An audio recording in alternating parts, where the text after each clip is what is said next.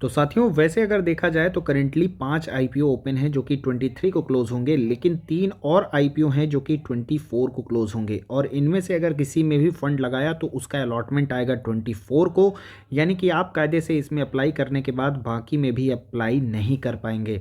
तो आज की वीडियो इन 8 आईपीओ को लेकर के काफ़ी इंपॉर्टेंट है कि किस आईपीओ में आपकी नज़र होनी चाहिए, कहाँ आपको अच्छे प्रीमियम देखने को मिल सकते हैं। तो ट्रांसरेल की बात करें, करेंटली इसका जो जीएमपी चल रहा है नियरली 40% के अराउंड चल रहा है। ममता मशीनरी का लगभग 107% का है। डैम कैपिटल की बात करें 60% का है।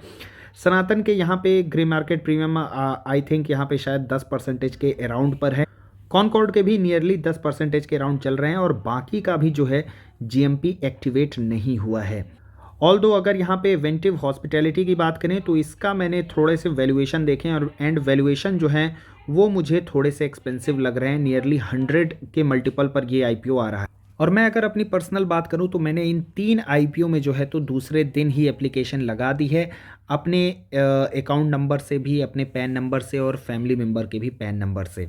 अब बचे जो रेस्ट हैं उनको मैं फाइनल डे पर ग्रे मार्केट प्रीमियम को देखते हुए और उनके सब्सक्रिप्शन को देखते हुए रेस्ट जो 3 हैं उनमें एप्लीकेशन डालूंगा। And most probably listing gain के लिए ही उनमें मैं एप्लीकेशन डालने वाला हूं। और ये आईपीओ भी मैंने सारे के सारे रिटेल कोटा में ही डाले हैं for the purpose of the listing gain. लेकिन इस आईपीओ में एक आईपीओ ऐसा है जो कि मुझे लग रहा है कि लॉन्ग टर्म के लिए एक अच्छी स्टोरी बन सकती है, और वो है यहाँ पर डैम कैपिटल। डैम कैपिटल को जो है तो आईडीएफसी फर्स्ट ने एक्वायर किया था, उसके बाद उसको आईडीएफसी सिक्योरिटीज़ को डाइवेस्ट कर दिया गया था। उसके बाद जो है तो इसको धर्मेश अनिल मेहता ने नियरली 2018 में इसको एक्वायर किया। और जो डैम इसका नाम है वो आप क्लियरली समझ पा रहे होंगे, D for Dharmesh, A for Anil, M for Mehta.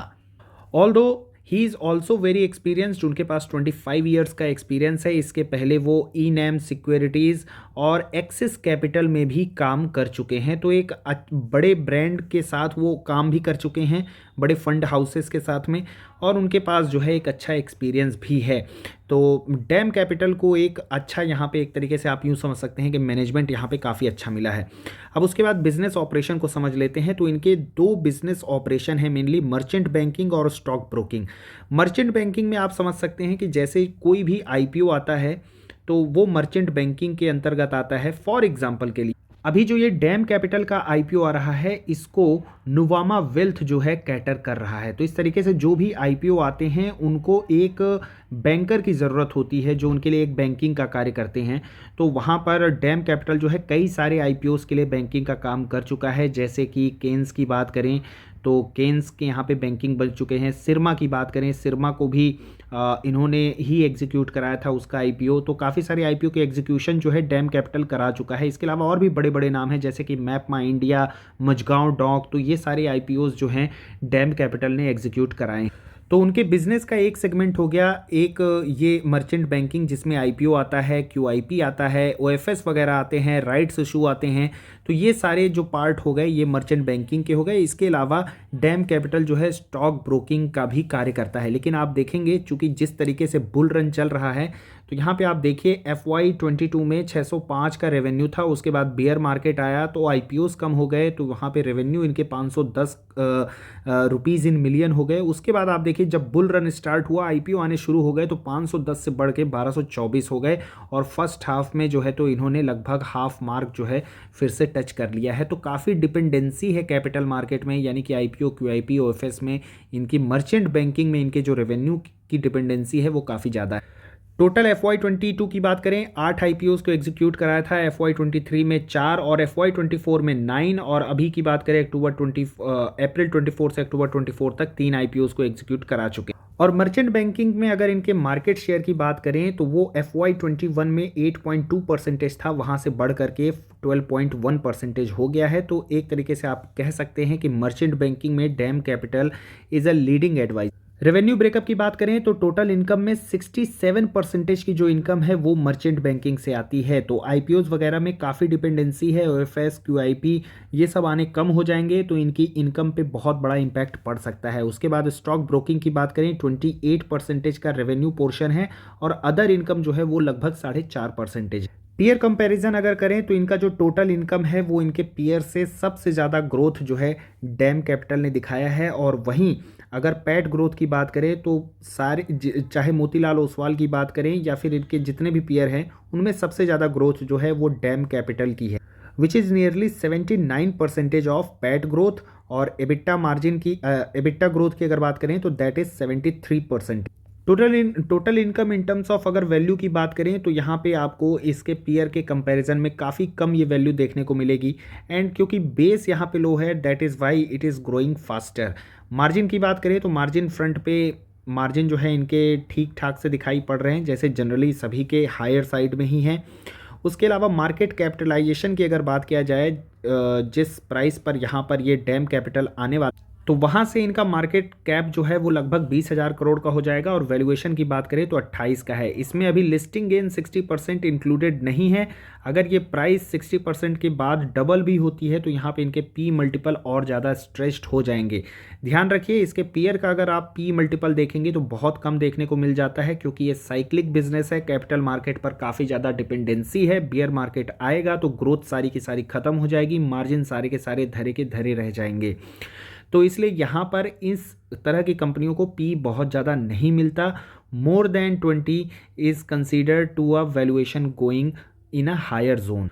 और जहाँ तक मेरा मानना है कि जब बियर मार्केट आएगा तो हो सकता है इसका पी आपको 15 के नीचे बहुत ईजिली मिल जाए। रिटर्न ऑन इक्विटी की बात करें तो रिटर्न ऑन इक्विटी काफ़ी बढ़िया दिखाई पड़ रहा है। जेएम फाइनेंशियल्स के यहाँ पे रिटर्न ऑन इक्विटी बहुत कम इसलिए दिखाई पड़ रहे हैं क्योंकि इन्होंने अभी रिसेंटली जो है एक्सेप्शनल लॉसेस पोस्ट किए हैं, अदरवाइज कंपनी ये भी बढ़िया है।